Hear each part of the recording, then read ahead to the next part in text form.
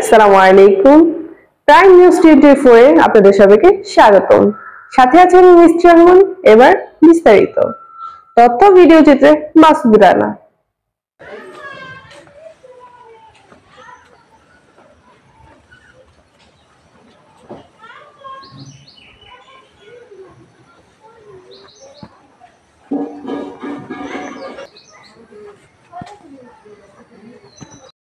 আপনি এই সাইডে আসুন, এই সাইড তো যে ধরে ওরা পরিকল্পিতভাবে আমার মানে অ্যাটাকটা করছে। ওরা ওই যে আমার বাউন্ডারি গেইসে গড় উঠাইতেছে। সেখানে আমি জুম্মার নামাজ পড়ার আগে মায়ে উলাউলি করতেছে যে গড় উঠাইতেছে আমাদের বাউন্ডারির মধ্যে তো পানি পড়বে।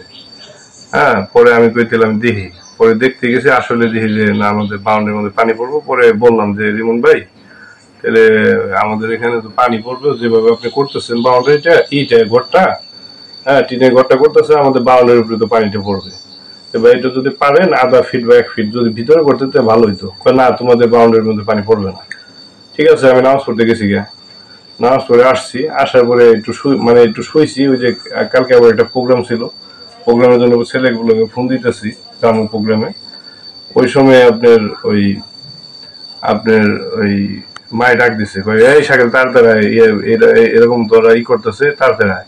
পরে গেছি, পরে আমি যাওয়ার পরে দেখি আমার ছোট ভাই সদীপ আর সোহাগের সাথে তর্ক হইতেছে ওই রিমনের শ্বশুরের সাথে।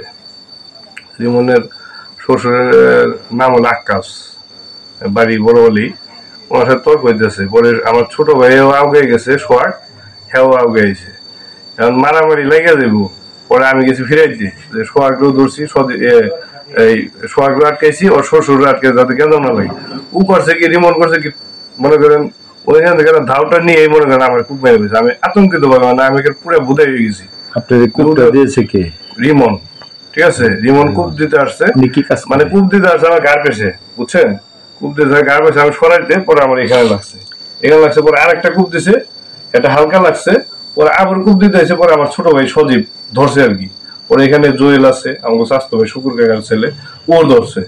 ধরার পরে মনে করেন আমিও যাই ধরছি, ধরার পরে যে আমার এখানে যে হাতের মধ্যে ব্যথা হয়েছি, ধরার পরে দাউটা সহদ্বীপে হাত থেকে নিচে নেওয়ার পর একটু পরে ওর শ্বশুর এসে পরে আমার পায়ের মধ্যে বাড়ি দিছে, পায়ের মধ্যে কাঠ দিয়ে। ঠিক আছে, কাঠ দিয়ে পায়ের মধ্যে। শ্বশুরের নাম কি? হ্যাঁ, শ্বশুরের নাম হলো আকাশ, মোহাম্মদ আকাশ। পরে দেখি অনেক মহিলা, অনেক পুরুষ, আবার ওর বাইশটা, তারপর ভাই, ওর ভাইয়ের বউ আমার দশে ধরে, বুঝছেন? পরে আমি যদি কিছু করি, মারি যদি, এখানে আমার জড়ায় ধরছে। ঠিক আছে, এই হলো ঘটনা ভাই। চলে গেছে। হ্যাঁ, এই ব্যাপারে আমি ওদিনকেই আপনার ট্রিটমেন্ট করছি আপনার ধামরাই সরকারি স্বাস্থ্য কমপ্লেক্সে। আর ওইখান থেকে আমি থানায় যাই, থানায় যাই একটা অভিযোগ দায়ের করে, অভিযোগ করে আপনার SI হারুন, হ্যাঁ, ওনার মাধ্যমে ওদিনকে তদন্ত করি। সন্ধ্যার দিকে উনি তদন্ত করে গেছে, হয়তোবা আপনার মামলা হয়তোবা আজকে হয়ে যেতে পারে ইনশাআল্লাহ। আপনি আইনগত সুষ্ঠু বিচার চান? হ্যাঁ, আইনগত আমি সুষ্ঠু বিচার চাই।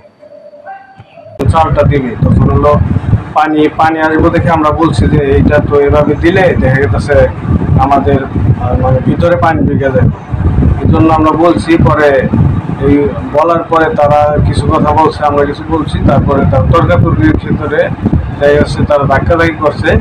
সেই ক্ষেত্রে দেখা গেছে আমার বড় ভাই সেখানে গেছে আমাদের মানে এই ঝামেলাটা সমাধান দিতে। সেখানে ওই বিপক্ষে লোক সে দাউনিয়ায় তার শরীরে কূপ দিছে। তার নামটা কি? তার নাম হলো সুমন, রিমন।